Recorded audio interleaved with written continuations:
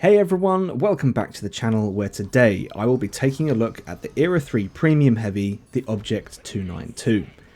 The 292 is the current level 100 season reward tank, so for the price of 2000 gold, it can be yours if you're willing to grind out the 100 levels of the season. Alternatively, you can pay 6000 gold, skip the first 25 stages of the season, which leaves you with only 75 stages to grind. For either of those prices, 2000 or 6000, the 292 is absolutely worth it. The gun has 900mm of pen, 760 average alpha, and the tank will do 70 kilometers an hour. For what it's worth, I honestly cannot fault it. It is definitely worth getting. And with that said, let's take a look at the 292 in a little more detail and compare it to the only other premium heavy in Era 3, the MBT-70.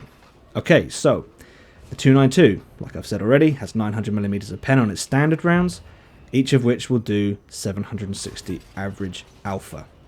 A point to clarify here is that while the gun stats of the 292 are the same as the 477, it is not the same gun. The 477 has a 152mm gun, and the 292 has a 152.4mm gun. Not that that really matters in game. Comparing the gun stats to the MBT-70, the alpha on the 70 is higher, coming in at 780, but the pen on the 70 is, as we all know, terrible at only 400mm. So the 20 alpha you lose per shot on the 292 is more than made up for by the 500mm pen increase. Some other things to note with the 292's gun is that, like the 477, it has a relatively slow aim time, poor accuracy, and the poor sigma does mean that you'll be throwing some wonky shots down range. The 292's gun hits hard, but at range it can be unpredictable. The 292 has 3850 HP, that's 250 HP more than the 70. It has an unboosted top speed of 70 kilometers an hour, which makes it 6 kilometers an hour faster than the 70. It's got 500 meters of view range, the 70 has 525, and finally the 292 has 449 meters of concealment, while the 70 has 478. So in a nutshell, comparing the MBT-70 to the Object 292, the 292 has higher pen, better alpha, has more hit points, is faster, it can't see as far, but it's got better concealment. I don't know about you, but in World of Tanks console terms, that is what I call a bargain. But how does the 292 play? Well, for those paying attention to the gameplay here, you'll notice that if you're at the right angle, you can bounce the 477. Even with the amazing gun though, you will struggle to reliably pen the front of a 477, which is why, and this is what I've said before, slinging HE at the 477 is the best way to go. And fortunately for the 292, the secondary ammunition is high explosive, which is exactly what I'm doing here. I'm about to load my last high explosive round. 1 second. There we go. Done. The 70 km an hour top speed does mean that if you're close enough, you can circle a 477 and get around behind it. In my personal opinion, if I had to pick between the 292 and the 477, I'd take the 292. It's more mobile, more agile, and packs exactly the same punch that the 477 does. Not to mention that outside of sales and season discounts, the 292 will cost 17,000 gold. The 477 will cost 22,500 gold. And as of this video upload, the season sale is on, so you can get a tank that is worth 17,000 gold for as little as 2,000.